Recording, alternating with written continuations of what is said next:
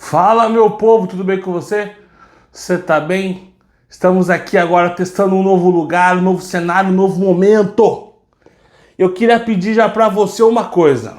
Primeira coisa, se inscreva aqui no canal, comente, dê um oi se você viu esse vídeo, curta se você curtiu esse vídeo, veja até o final e nos ajude a divulgar a palavra de Deus e que Deus fale contigo no seu coração. E aí, bora pensar?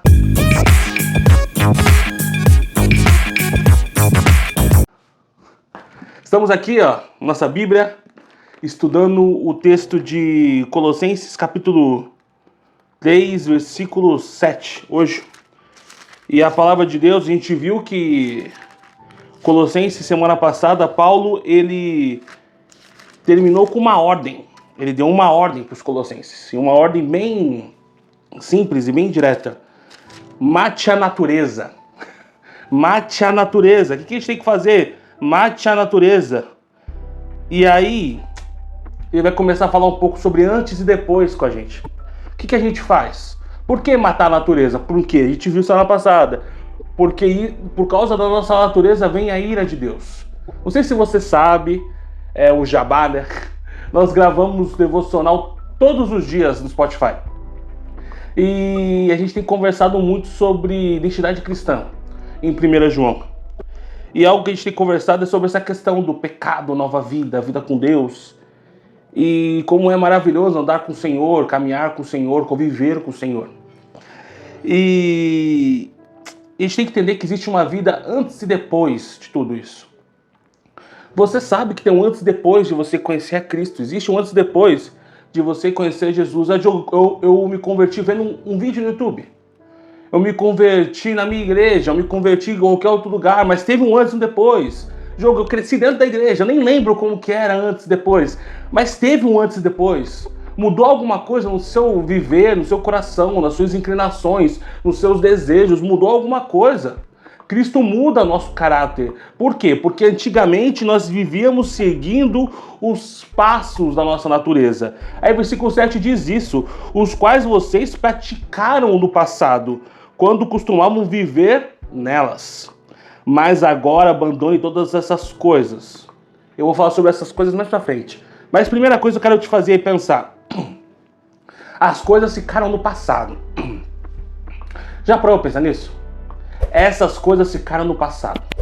As coisas que você fazia antes ficaram no passado. Antes de Cristo.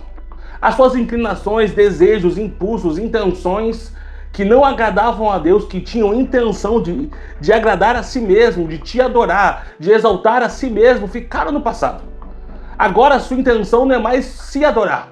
A sua intenção é adorar a Deus. A sua intenção não é mais te bendizer, a sua intenção é bendizer a Deus. A sua intenção agora não é mais se exaltar, a sua intenção é exaltar a Deus. O que eu faço então, Diogo? Mate a natureza. Eu consigo matar sozinho? A gente viu semana passada que não. E como que a gente faz isso então? Submetendo-se à vontade de Deus, que te deu uma possibilidade de uma nova história. Há uma nova história. Eu tô assistindo aquela série The Chosen, e eu não quero dar spoiler de nada, mas eu acho maravilhoso quando a mulher samaritana, ela sai correndo para falar de Jesus, e a única coisa que ela fala eu era assim e não sou mais. Olha, ele contou tudo o que eu fazia antes. Ele conhece o meu passado. Ele conhece o meu passado e agora não é mais o meu presente, pois se tornou o meu passado. Será que as coisas que você fazia se tornou o passado? Será que as intenções, as sensações, as coisas que inclinavam o seu coração se tornaram passado mesmo? Será que se tornaram coisas do passado? Você está ouvindo um BTD? Esquece, deixa rolar. Será que você entendeu a beleza de deixar as coisas no passado? Esquece. Reinicia a vida. Rubem Alves, pedagogo, ele tem essa mentalidade que ele ensina sobre a arte do esquecimento, a arte de renovar, a arte de entender que as coisas precisam ser esquecidas. É isso que Paulo está dizendo aqui. Vocês não vivem mais como viviam antes, pois essas características aqui são abandonáveis, pois elas fazem parte não de você, mas um passado seu. E esse passado não é mais prazeroso, esse passado não é mais vantajoso, esse passado não é mais acessível, esse passado ele é abandonável. Você abandona ele. Enquanto você ficar preso a resquícios do passado, achando que você precisa controlá-los para viver o seu futuro, você não vai viver. Porque para o passado requer só uma coisa, deixá-lo. Paulo diz isso aqui. O que eu faço com o passado? Eu o deixo. As pessoas que eu deixei para trás e magoei, eu peço perdão e tento reconstruir uma nova história com elas. A história que foi feita antigamente, que eu falhei. E agora eu posso tentar reconstruir uma nova história com elas. Diogo, as pessoas não querem isso. Mas cabe a mim pedir perdão. Cabe a mim me colocar à disposição. Se a pessoa quer ou não quer, é uma questão dela, pessoal. Não cabe a minha indiferença, a brutalidade, não cabe a minha ignorância, não cabe a minha altivez de falar, eu fiz a minha parte, agora dane-se. Não é isso não é assim que a gente reage. A gente reage assim, não, é o tempo da pessoa, tudo bem. A gente fez a nossa parte. Porque deixa eu te explicar uma coisa, quando a gente pede perdão, a gente está reconstruindo um caminho. A gente está pavimentando uma nova estrada que foi destruída mesmo com a desconfiança, insegurança, com as nossas falhas. E eis que tudo se fez novo. Talvez o que esteja prendendo você seja que você queira as coisas como fosse no passado, achando que elas fossem a solução. Mas esse passado que você tinha antes, será que ele continha Deus? Será que Deus era glorificado? Ou será que reinava era a sua natureza? Ou será que reinava era você mesmo? Esse passado, será que era Deus que era o rei que prevalecia? Ou será que era você mesmo que prevalecia e era o rei? Quem reinava nesse processo? Quem conduzia a sua vida? Quem era o dono desse passado?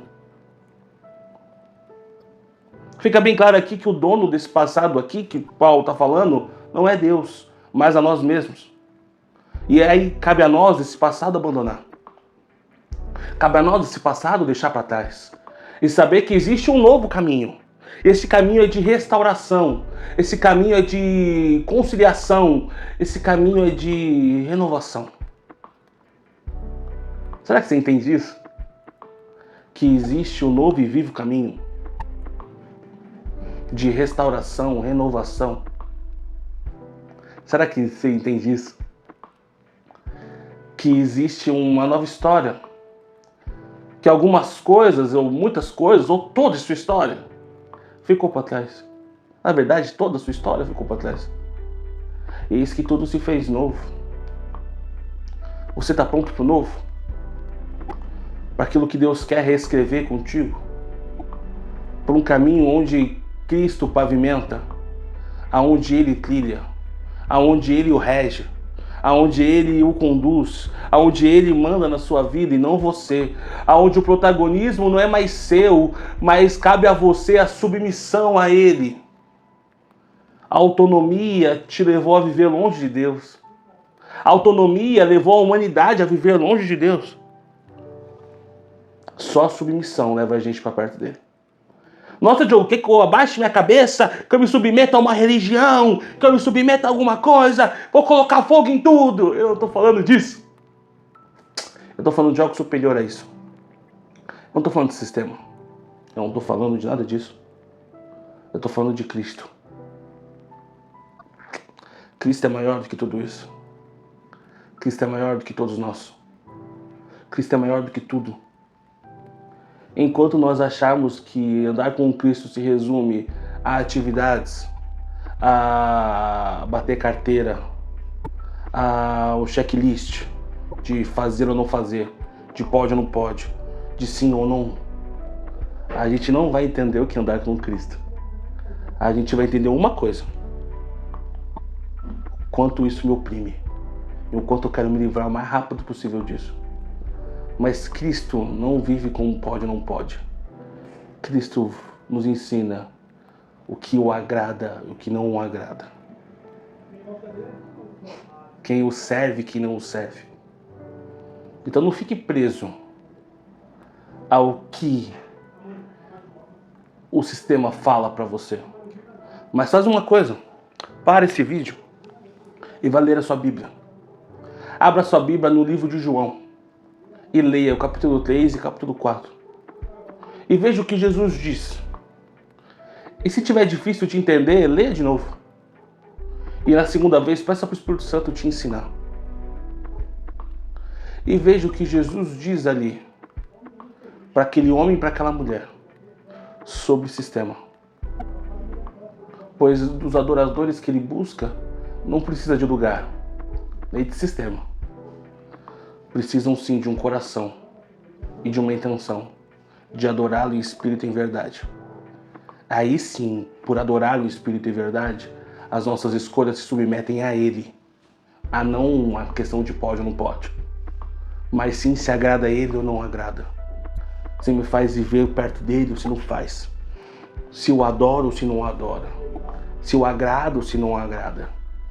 Esse pode ou não pode, deixe ou não deixe, faça ou não faça. Só apazigua, só ajuda o nosso coração humano a colocar as pessoas em ordem. Mas não faz o coração se submisso à vontade de Deus. Só faz as pessoas entrarem dentro de um sistema onde elas andam em fileira reta, achando que, seguindo essa fileira, vão seguir a vida cristã. Mas a vida cristã não é assim, porque o Espírito é livre. Assim como os filhos que adoram o Espírito em verdade, não dependendo de nenhum desses lugares. Mas no final de tudo, Deus fala: filhos, se reúnam. Filhos, adorem. Filhos, amem uns aos outros. Filhos, leiam a palavra. Filhos, meditem nela de dia e de noite. Filhos, busquem a mim. Filhos, amem uns aos outros. Filhos, cuidem uns dos outros. Filhos, não por causa de regra, mas por amor a Ele. Então, abandone seu passado e dentro dele busque a nova vida, aonde o objetivo maior é se conectar com o alto, não ganhar ponto na terra, é se submeter ao alto, não ganhar ponto na terra. Que Deus te abençoe. Até semana que vem.